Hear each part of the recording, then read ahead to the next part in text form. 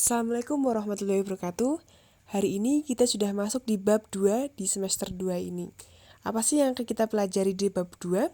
Kita akan membahas tentang bank sentral, sistem pembayaran, hingga alat pembayaran dalam perekonomian di Indonesia. Namun sebelum itu mari kita sama-sama menyaksikan berita yang sedang in di Bank Indonesia. Beberapa negara sudah memulai proyek mata uang digital untuk menandingi Bitcoin. Dan kini Bank Indonesia juga akan terbitkan rupiah digital. Jadi begini, mungkin untuk membedakan dengan uang digital yang kita kenal sekarang, kan sebenarnya masyarakat sekarang kan juga sudah pegang uang digital, uangnya ada di handphonenya dia gitu kan, ya kalau boleh nyebut beberapa merek misalkan. Itu uang digital tapi dalam denominasi rupiah. Jadi yang dimaksud dengan si central bank digital currency memang bukan itu. Nah, itu lahirnya awalnya memang karena ada kemunculan Bitcoin, kemudian belakangan Facebook katanya mau bikin Libra, disebut sebagai digital currency, tapi tidak diterbitkan oleh sebuah bank sentral. Nah, kemudian bank sentral di banyak negara melakukan respons, ketimbang diterbitkan oleh non-central bank actor, sebut saja begitu, kenapa tidak bank sentral saja menerbitkan, maka muncullah konsep central bank digital currency.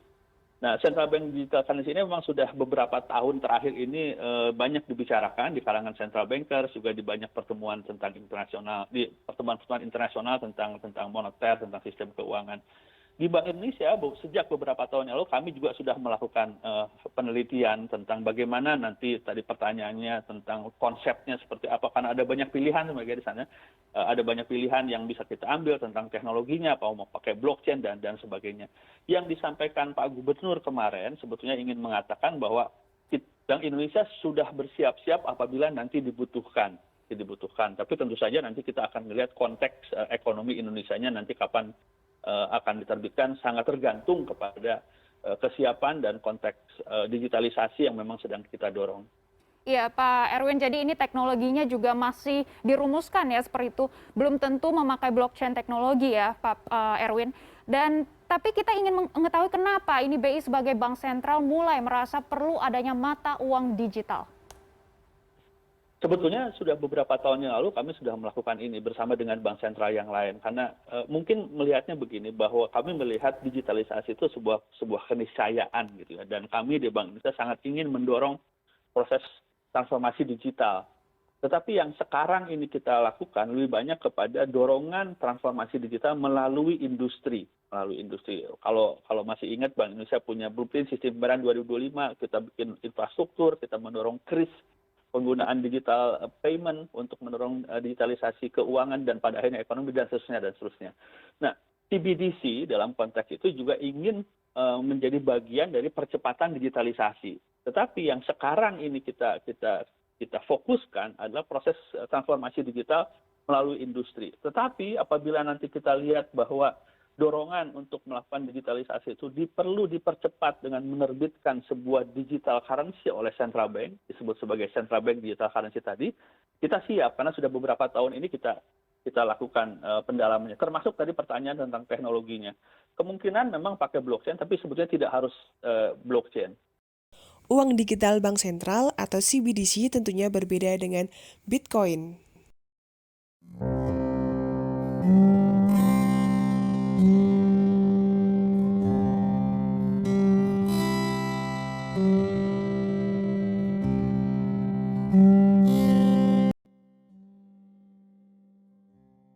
Yap, sangat menggiurkan bukan? Tapi mari kita sama-sama dengarkan penjelasan berikut ini. Pak Ferry gitu atau Pak Gubernur, bahwa yang pertama kalau Bitcoins or any other coins in that matters digunakan sebagai alat pembayaran di Indonesia itu tidak sah, karena ada undang-undangnya, Undang-Undang Nomor 7 Tahun 2011, sudah lama gitu.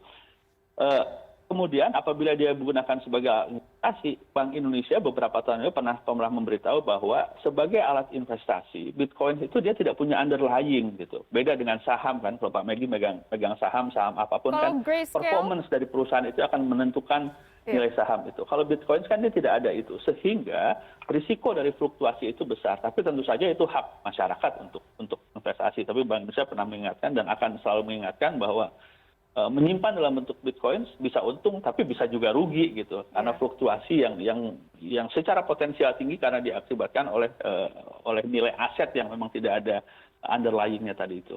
Iya, jadi ini high risk, high return juga ya. Bisa hari ini mencapai 50.000, Iya, mungkin betul. besoknya bisa jadi 30.000, langsung anjlok berapa ratus persen, seperti itu ya. Dan kalau lihat Erwin. sejarahnya, grafiknya kelihatan sekali Iya, gitu. benar. Tapi ya, Banyak sekali gejolaknya ya. kami apalagi mengingatkan masa bahwa di luar keuntungannya ada juga kerugian seperti disampaikan tadi, no risk no gain mungkin.